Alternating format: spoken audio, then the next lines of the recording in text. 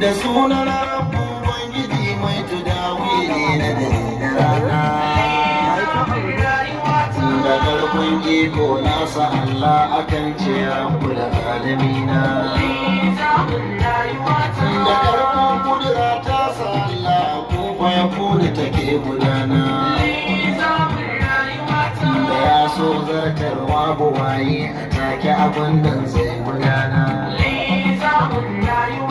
da ya so kera sama samani cikin kwana shida tawakana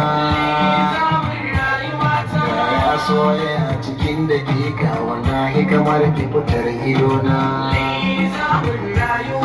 da sunan sani ka toga cewa cikin dukan al'amarina da ya haka bude za ya samu ɗiyan waka su ta gudana to da an cewa shi yake ba ku sahar nan in an katona da yardar rabu nake masu ta babu zumi wayo abuna yanzu mun rayuwa ta Muhammad ne fita hulkutuwa ke zamun rayuwa ta zamun rayuwa ta Muhammad ne fita hulkutuwa ke zamun rayuwa ta salata salati da'iman gunkare kuma soyan kalibina salata kadaitar kalibina a bautan rabu ubangijina silar imani na da Allah da annabi tsanin arzikina salata shiga ta islama ya zama hasken al'amarina silar insan haƙi da Allah ne shi san kubuta da raina salata kiyaye hududun lahi haƙin mai iko da raina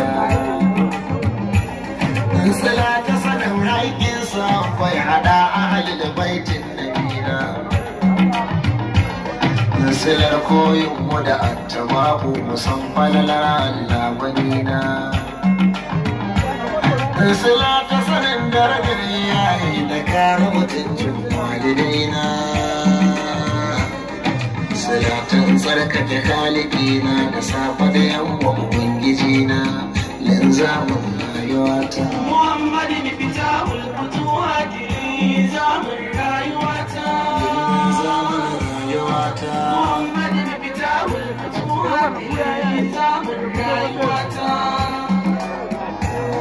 na shaida babu abun na bautata sai Allah ubangiji na yarda Muhammadu dan Amina ma yake nema wani na na yarda da kutubu samawiya ta daga Allah malikina na yarda da dukkan mala'ikun nan rage wati da suna jirana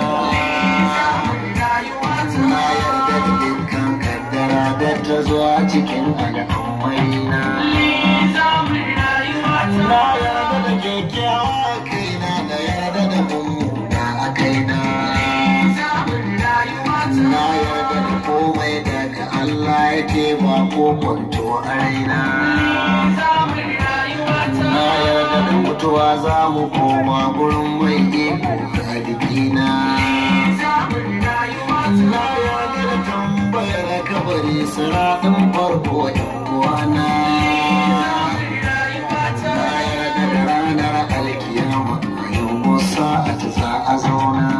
yanzu mu da rayuwa ta Muhammad ne fita hulkutuwa ke zamun rayuwa ta